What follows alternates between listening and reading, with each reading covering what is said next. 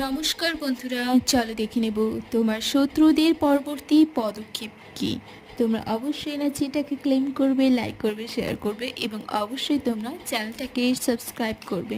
এইভাবে তোমরা সকলে আমার পাশে থাকার জন্য অসংখ্য ধন্যবাদ।